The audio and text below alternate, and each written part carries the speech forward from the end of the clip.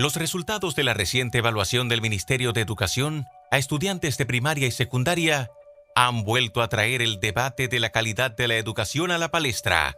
Según la evaluación diagnóstica, el aprendizaje no avanzó nada desde el 2017 hasta el 2022, registrando incluso una disminución a nivel primario durante la pandemia. En tercer grado de primaria, solo el 17% de los evaluados logró una calificación satisfactoria en lengua española y el 19% en matemáticas. En sexto grado, solo 8.7% obtuvo una calificación positiva en ciencias naturales y apenas 0.7% en matemáticas. En secundaria, los resultados no fueron más halagüeños. Solo un 13% alcanzó los resultados esperados en sociales, un 19% en naturales, un 24% en lengua española y 8% en matemáticas. Pero esto mismo es lo que han reflejado otras evaluaciones anteriores, incluyendo pruebas internacionales como la PISA. En 2018, la República Dominicana ocupó el lugar 78 de 79 países evaluados y el último en ciencias y matemáticas. Según PISA, la República Dominicana solo logra colocar a 1 de cada 1000 estudiantes en niveles de excelencia académica, mientras que el promedio en los países de la OCDE es de 157. Hoy en esta noche, María Cela, debatimos el tema de la calidad de la educación en la República Dominicana. ¿Por qué ninguno de los gobiernos recientes ha sido capaz de elevar el nivel de aprendizaje de nuestros niños? ¿Qué es lo que ha fallado y qué es lo que falta por hacer para que nuestros hijos aprendan en la escuela? Ese es el debate en la mesa de esta noche, María Cela. Y nuestros invitados en el día de hoy, en orden de izquierda a derecha, tenemos a Darwin Caraballo, director ejecutivo de Educa. Bienvenido, gracias por estar con nosotros, Darwin. También tenemos a la doctora Dinora García, rectora del Instituto Superior de Estudios Educativos Pedro Poveda y directora ejecutiva del Centro Cultural Poveda, educadora. Gracias por estar con nosotros, doña Dinora. Muy interesante su artículo recientemente. También tenemos con nosotros a Juan Ariel Jiménez, exministro de Economía y profesor titular en la Universidad de Harvard. Oh Dios, suena pesado, interesante. Enhorabuena por ese logro que sabemos que era uno de tus objetivos y que ya sabíamos hacía un tiempo que lo habías alcanzado y recientemente has anunciado a todo el país. Además de impartir docencia ahí, vas a realizar investigaciones, estudios de caso y asesoría a diferentes países en temas relativos a políticas públicas. Y efectivamente es profesor titular, aún sin el doctorado. Sí, claro, sí, sí. Para aclararlo son algunas ante algunas dudas. Y como digo yo, y una chepa de mi parte.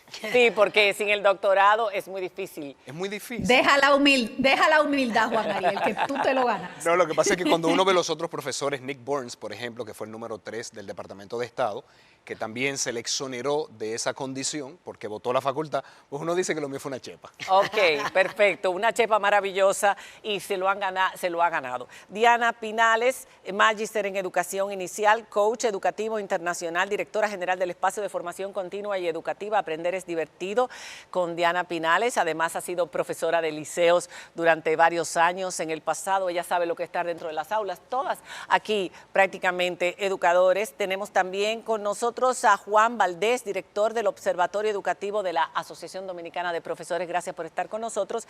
Y en Zoom, desde Salcedo, a la directora del Centro de Excelencia Liceo Científico Dr. Miguel Canela Lázaro, escuela pública de nivel secundario de la provincia Hermanas Mirabal, que promueve una educación pública de calidad y que ha ganado reconocimientos para sus estudiantes por la NASA. Esos son los que son orgullo. Eso que tú dices, caramba, aquí se puede educar y se puede aspirar a una educación que compita en todos los sentidos, que llene de competencias a nuestros estudiantes. Vamos a hacer una pausa y vamos a hablar a partir del próximo bloque. El hashtag es Crisis Educación ENM, con su participación, si nos da tiempo, compartirla. Pero vamos a escucharlos a ellos cuando regresemos después de la pausa.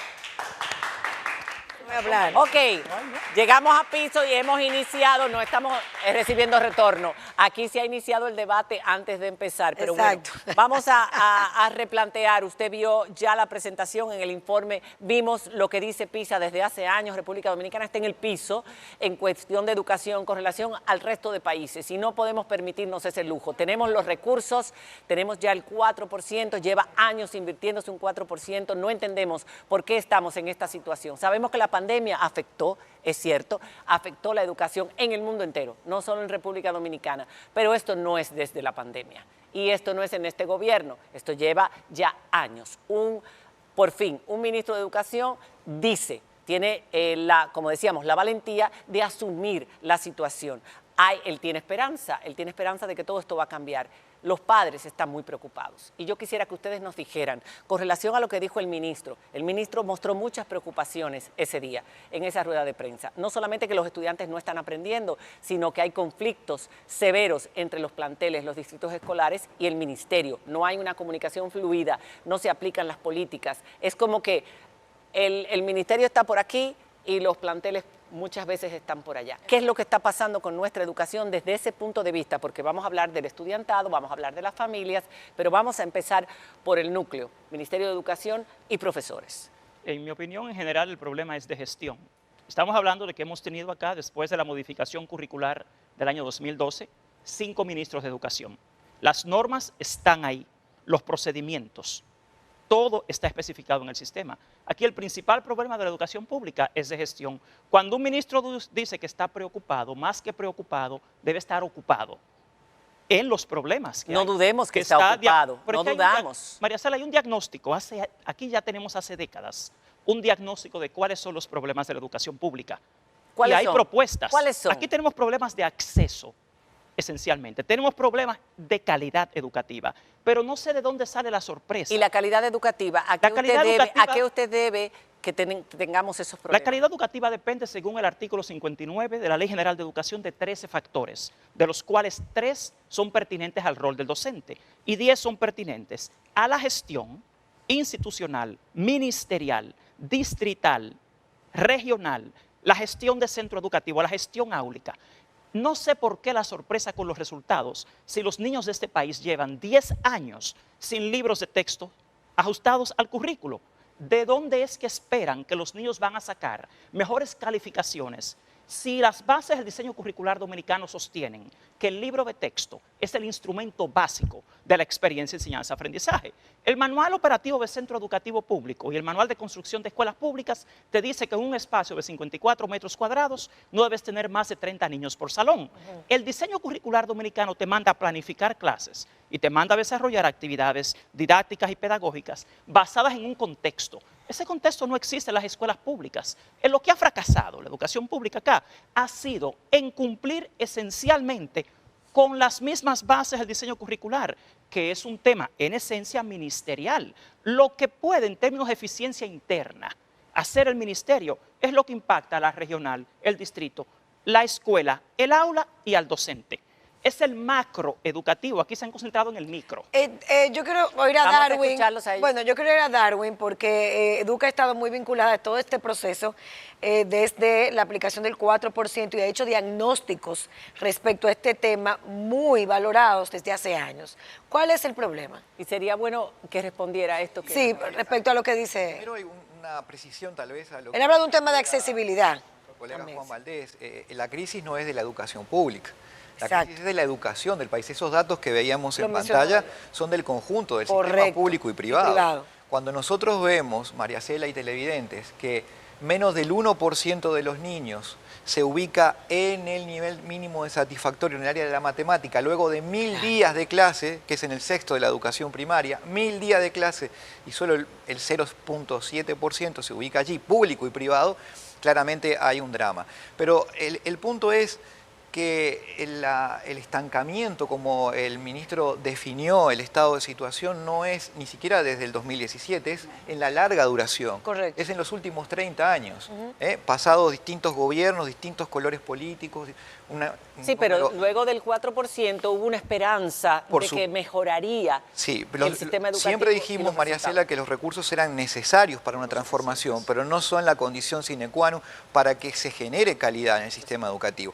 Y los ministros pueden pasar, pero los ministros no dan clases en las aulas y no enseñan a los estudiantes.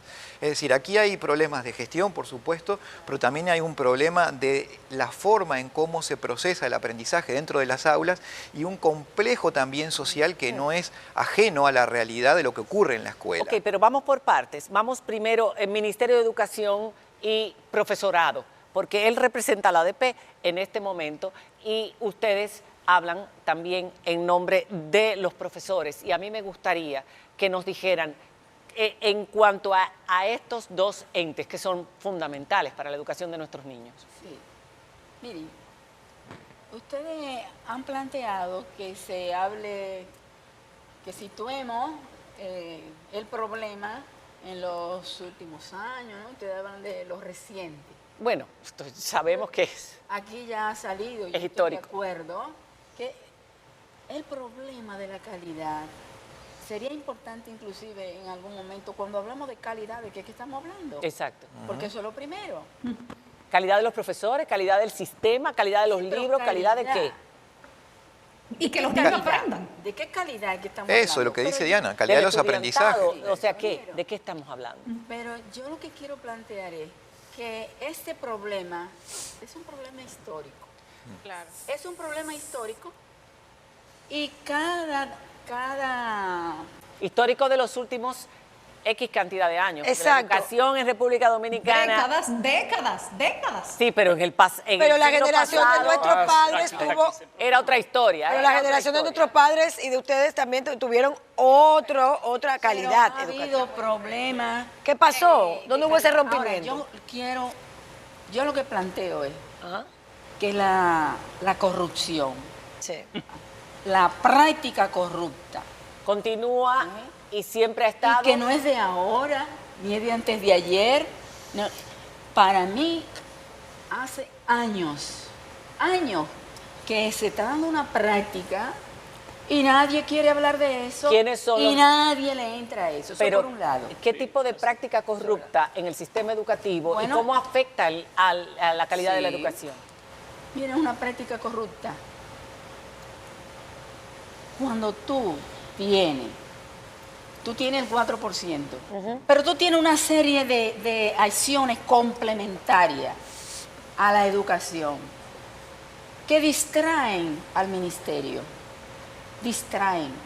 Para mí, todo lo que tiene que ver con, dentro del ministerio, construcción, alimentación, el negocio de los materiales, todo eso, son prácticas que traen problemas y distraen al ministerio. Distraen recursos. No, y la atención, el foco. A mí me preocupa el foco. ¿Cuál es el foco que el ministerio tiene que tener? Si son los aprendizajes, entonces tú tienes que tener muy en cuenta a los docentes, tienes que tener en cuenta a los estudiantes, tienes que tener en cuenta la comunidad educativa, pero tú no puedes estar atendiendo a negocios, porque eso afecta a los aprendizajes. Yo quisiera decir, María Cela, que el tema de los bajos aprendizajes de los estudiantes es algo que se ha dado en muchos países. Y eso ha permitido que durante décadas el tema se haya estudiado científicamente. Se haya evaluado qué tipo de intervenciones son más o menos efectivas para tener un mayor aprendizaje de los estudiantes. Y la mayor parte de las investigaciones concluyen es el tema de la eficiencia y eficacia del docente. La calidad de la educación empieza con el docente y termina con el docente. Siempre digo que un buen docente, en las peores de las circunstancias, saca muy buenos alumnos. Claro. Y siempre digo que un mal docente, ni siquiera en un hotel 5 estrellas dando clase 12 horas al día, va a lograr un buen resultado. ¿No ha mejorado la calidad de nuestros docentes? ¿No ha mejorado? María Cela, yo creo que ha empeorado. Cuando ustedes decían, estoy completamente de acuerdo con Faride, que la generación de nuestros padres tuvieron otra educación. Bueno, pero estamos hablando de muchos años. Pero con relación a las ¿Pero últimas- por qué? No, pero yo voy para allá. Yo voy para allá. ¿Por qué? Claro. Porque anteriormente estábamos formando pocos docentes en escuelas normales con una muy buena educación y generalizamos la formación docente, multiplicamos la formación docente y perdimos la calidad. Entonces, esos docentes de antes que eran el ejemplo de la comunidad, que uno se quitaba el sombrero, ya no son los docentes de ahora.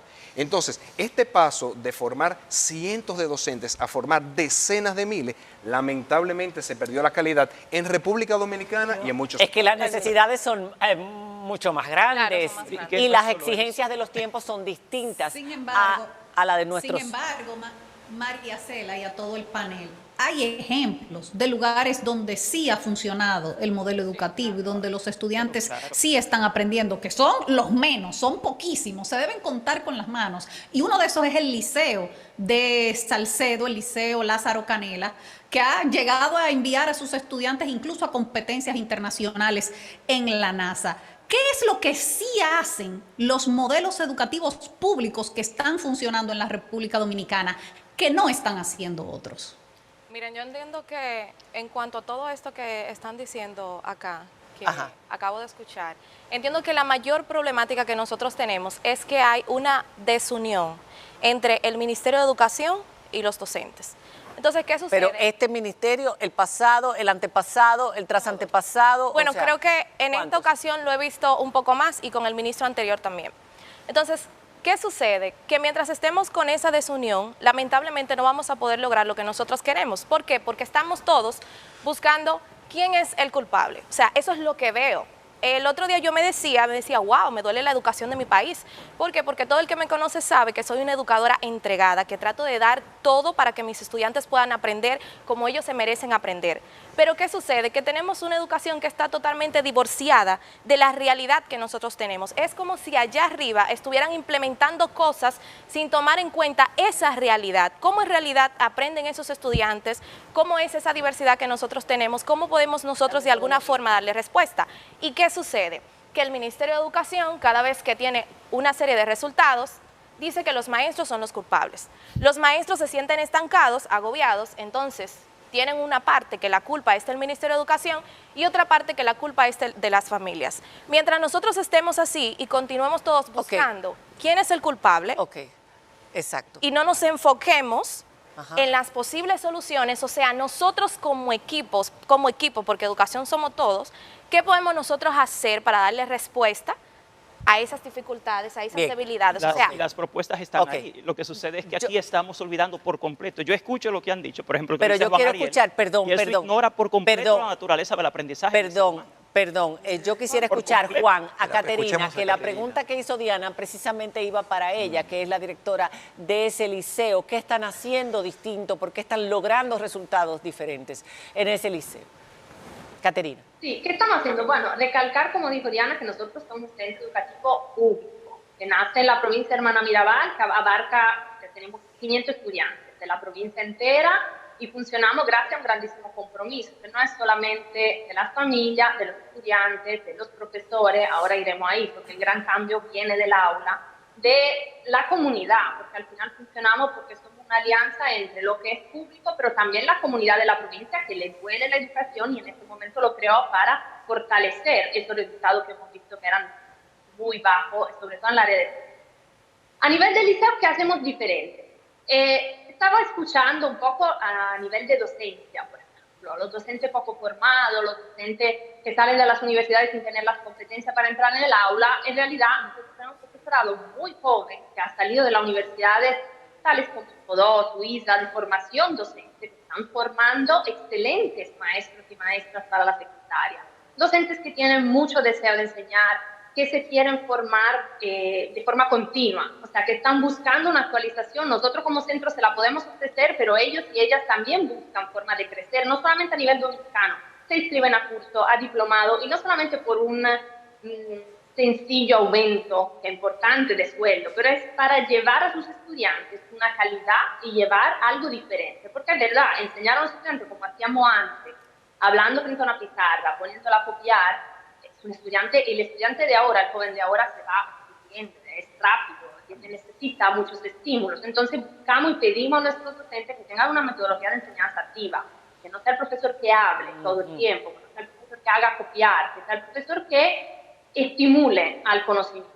Y son profesores, bueno, tenemos algunos internacionales, pero la mayoría tenemos actualmente dominicanos que quieren cambiar esa y que los estudiantes aprendan y mejorar esa calidad. Entonces, el punto principal, yo creo, es encontrar claramente un profesorado comprometido. O sea, nuestro profesorado está comprometido a cumplir con el calendario.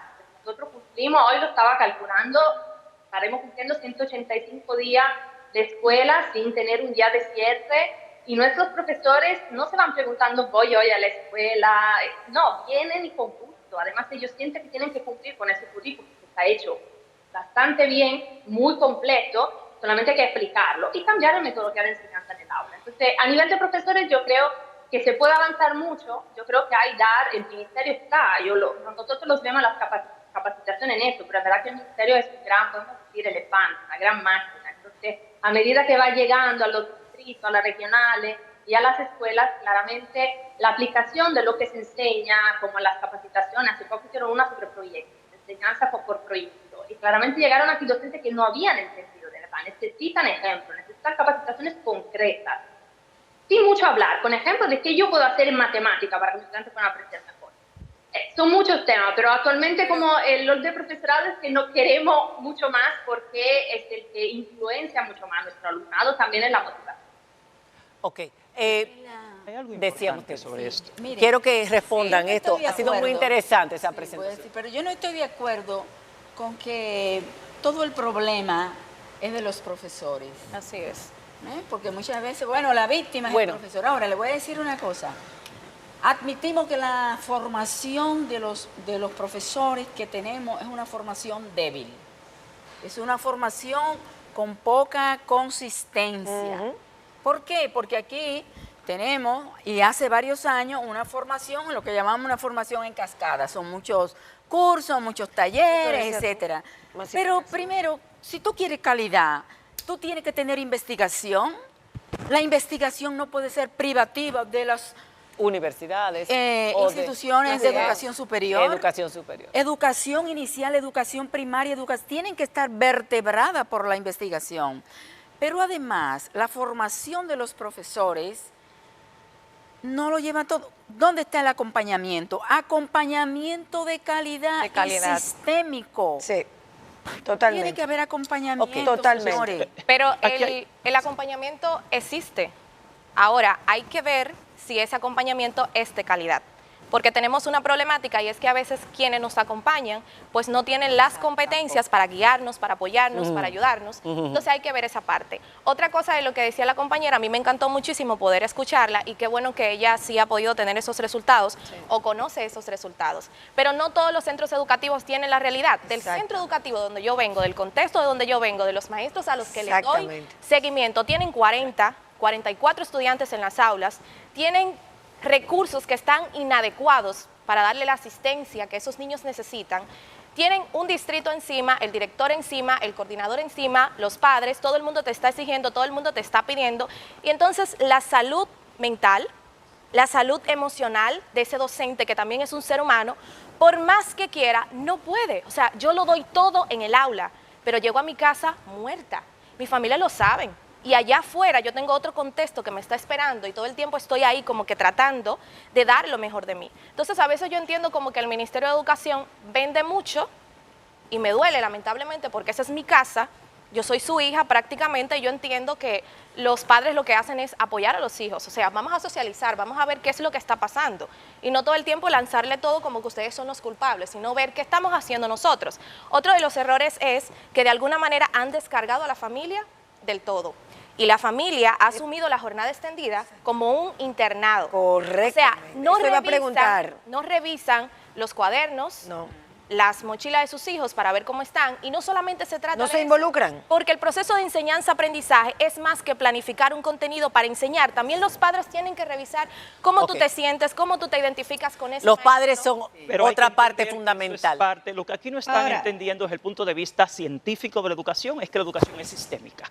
Primero, ella ha mencionado algo muy importante, la palabra contexto. Lo que se quiere ignorar acá, lo que se está pasando por alto, es la variable más relevante en educación, que es el contexto. El individuo, mire, primero, nuestra generación fue una escuela cognitivista. Aquí no es, al parecer no se está entendiendo aquí lo que es la naturaleza del aprendizaje y de la enseñanza-aprendizaje. Nosotros todos fuimos a una escuela cognitivista. ¿En qué se basaba? En la transmisión de conocimientos. La educación moderna no se basa en el instruccionismo. O sea, presumir que es la instrucción del docente lo que produce aprendizaje es una desconexión, perdóneme, científica con la naturaleza del aprendizaje. La construcción social del aprendizaje es el fundamento del currículo en el que vivimos. ¿Qué sostiene esto? Algo que ya mencionaba. Aquí no hay políticas sociales que conecten efectivamente la escuela y el hogar. Eso es un punto Presumir importante. que el problema es la familia, mentira. La familia está en un contexto. Si usted conoce el enfoque ecosistémico de Bronfenbrenner, de la educación, te habla del macro, del exo, del meso y del micro de la educación. Y aquí estamos viendo la educación como un individuo que enseña y otro que aprende. Y esa no es la naturaleza del aprendizaje. Ok, pero entonces Ni si la no es la naturaleza familia, si no son los del profesores. sistema, María Cela. María Cela, fíjate que Ok, lo que pasa. vamos a hacer una pausa, Ok, vamos a hacer pero una pausa. Una disección. Y voy a dejar una pregunta ahí, María Sí, Cela. ok. Porque planes se han hecho muchísimos. Sí. Cada nivel tiene su currículum. ¿Qué porcentaje del currículum se cumple de lo que se supone que tienen que aprender los Pero niños? es que Sí, perdón, sí, y vamos a hablar del sistema, porque estamos hablando de los padres, estamos hablando de los maestros, estamos hablando del Claro. Ministerio de Educación, tenemos que hablar del sistema. sistema educativo. Cuando regresemos después de la pausa y sus comentarios, ya estamos leyendo muchos, yo quisiera poder compartirlos, ojalá que sí que me dé tiempo, ya volvemos. Tenemos 10 minutos y vamos a resumir. Hay algo que no se puede quedar. La mayor parte de la gente se queja de la calidad de los docentes, de que los maestros necesitan mejor preparación. Se hace evaluación porque evaluamos a nuestros estudiantes, pero estamos evaluando a los docentes dominicanos para decir con certeza si son buenos o no son buenos en sentido general. La opinión sobre los docentes en este país se basa más en la mitología y en el fadismo educativo que en evaluación científica. La última evaluación hecha en este país fue la evaluación de desempeño docente 2017 y fue un fracaso. Todo eso fue admitido. Ahora, qué bien. Dinora decía algo importante, la formación docente. El Estado, a través del INAFOCAM, tiene la responsabilidad de la formación docente continua. Todos los docentes necesitan mejorar. Estamos en la era del conocimiento y del aprendizaje durante toda la vida. Pero ¿qué hace el Ministerio de Educación? Tiene años dando formación docente sin un diagnóstico de necesidades formativas. Si usted no diagnostica qué necesita esa docente, usted va a gastar, como están haciendo ahora mismo, miles de millones de pesos en formación docente innecesaria. ¿Qué demuestra la investigación reciente en América Latina? Que no hay una correlación entre los programas de posgrado, maestrías y especialidades y la mejora del aprendizaje en la escuela. ¿Eso qué le dice a usted? Que los programas que reciben los docentes, el docente participa, el docente quiere mejorar, pero el responsable de hacer un diagnóstico de sus necesidades formativas y de darle un programa de calidad es el Estado. Ok. El docente no es Yo estaría el que de acuerdo. diseña los programas. Pero- Vamos a soluciones. explicar este lado. Propuestas puntuales. Exacto. Primero que nada, reconocer el rol fundamental del docente, no como Excelente. culpable, Excelente. sino como protagonista La de ese estrella. Totalmente. Entonces, ¿qué requiere? Un acompañamiento puntual. Y aquí estoy muy de acuerdo con Juan, que esa capacitación responda a sus necesidades específicas. No sacarlo a coger cursos y cursos y cursos, sino diagnosticar eso y empoderarlo de su propio proceso de desarrollo. En adición a eso, nosotros necesitamos directores efectivos, que sean líderes instruccionales. La labor fundamental de un director es observar a sus docentes y retroalimentarlos. No es llenar papeleo del ministerio, no es manejar recursos económicos, es apoyar a sus docentes. Y un tercer elemento, y ahí voy muy de acuerdo con la colega, dejar de entorpecer tanto el trabajo en el aula. que viene entorpecido por un ministerio que le exige formularios, registros, y le bloquea demasiado. Y que no que da nada, viene Juan Gabriel. entorpecido por un sindicato que quiere que se priorice la labor sindical, que viene entorpecido también por agentes políticos de la región. Entonces, respetar ese lugar sagrado que se llama el aula, ese momento sagrado que se llama el proceso instruccional, y todo el mundo girar en torno a apoyar esa Si docencia. mejoramos la Olvidaste el calidad de los punto, Juan Gabriel. docentes, si mejoramos la capacitación, la calidad de los docentes, ¿qué % del problema resolveríamos? Un alto porcentaje, pero yo tengo estoy de acuerdo con lo que se plantea y yo veo 4 soluciones que urgen. Primero, la ADP y el ministerio tienen que sentarse y repensar su relación y poner como foco el aprendizaje de los estudiantes. La formación de los profesores tiene que cambiar. Tiene que cambiar y además esos profesores tienen que intervenir también proponiendo, diciendo cuál es su problema para que esa formación responda a lo que ellos necesitan. La familia, tiene que haber políticas que fortalezcan la educación de la familia, porque ahora se le está pidiendo un rol a la familia y no están preparadas para eso. Hay que acompañarla, hay que fortalecerla. Y a mí, yo estoy con esto, yo creo que la investigación tiene que entrar a la educación primaria y vertebrar el trabajo de los profesores, de los directores. Atención, y todo eso hay que quitar el clientelismo político, porque todos los partidos están, mire, erosionando el sentido de la educación. Sí. ¿Está claro? Sinora, tu hijo Mariel... Yo creo que aquí se pone un punto que estaba ausente hasta ahora en el debate, que lo acaba también de poner en la agenda el presidente de la República, el tema de despolitizar procesos educativos que han sido generalmente considerados como un botín electoral. Eso se acusa a la ADP. Por supuesto, y esto de cuando hablamos de despolitizar, hablamos también de despolitizar Juan, ¿es verdad? a la ADP, porque supimos ver cómo dirigentes sindicales al mismo tiempo eran representantes nacionales de algunos partidos políticos y obviamente las agendas políticas en tiempos electorales. Los gremios destruyen todo.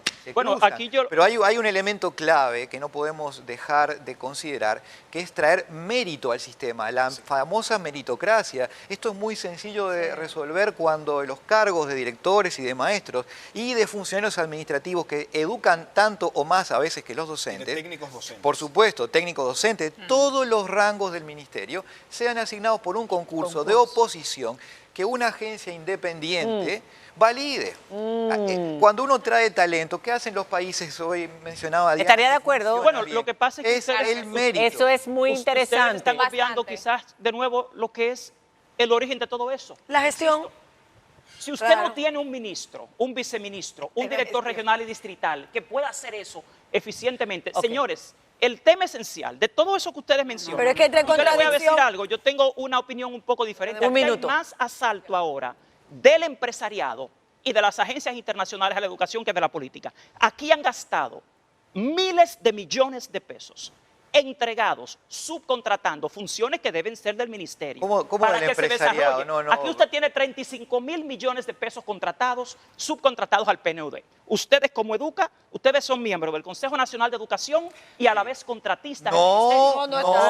Sí, es así, perdóneme. Usted tiene ahora mismo usted como Educa, usted tiene un contrato de 35 millones de pesos ahí nos con el estamos... ministerio. Entonces, yo pregunto lo siguiente.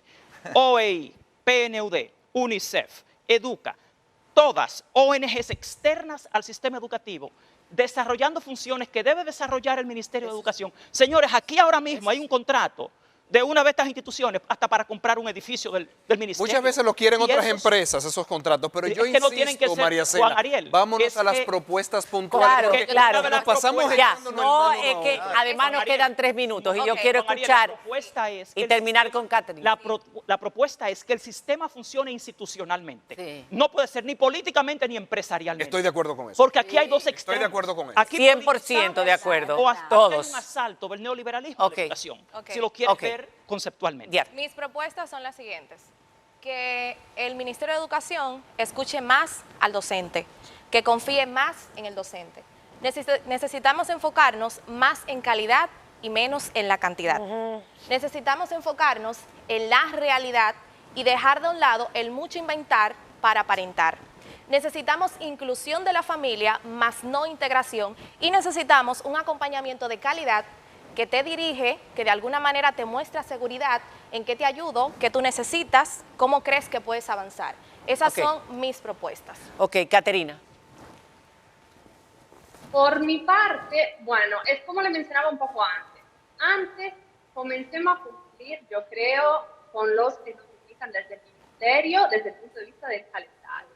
Yo creo que si vamos ahí y hacemos cumplir a nuestros docentes, a nuestros estudiantes y a nuestras familias, porque tiene razón, la familia es la primera involucrada, con esto vamos a poder cumplir con luego todo lo que tenemos.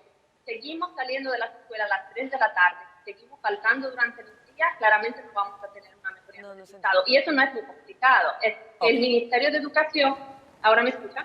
Sí, el Ministerio de Educación haya un cumplimiento de lo que ha indicado a comienzo de año escolar. Y ahí, a cascada, luego todo va mejorando. Luego, como le dije, los docentes, una formación continua también estoy de acuerdo, evaluando el desempeño y premiando la meritocracia, o sea, el mérito de los que lo están haciendo bien. Y ahí no van solo ellos, pero también a nivel de técnico, que no se cambie, y eso es un poco la parte de la gobernanza, que no se cambie los técnicos, los administrativos del ministerio cada vez que haya un cambio a nivel de partido y a nivel de instituciones, porque eso no permite una continuidad. Bueno, ahí está. Ok, gracias, Caterina. Y para cerrar, 10 segundos, Juan Ariel. Invertir en primera infancia. Las investigaciones Eso no lo hablamos, claro. En los primeros años de vida es que se tiene Es mayor fundamental. impacto en todo el resto de vida de un estudiante, incluso en su vida adulta. Ese es el origen del fracaso en las pruebas de tercero y sexto. Se ha iniciado de manera pero también las pruebas de tercero en el 2022 no son la realidad porque acabábamos de pasar de una pandemia. 2 años estuvieron esos estudiantes, 2 años que fueron primer y segundo curso. María Cela, aquí te dieron una evaluación sin tomar en cuenta que el currículo había sido simplificado en un 30% reducido. Pero bueno, ya yo creo que en esta mesa se hizo un diagnóstico y se propusieron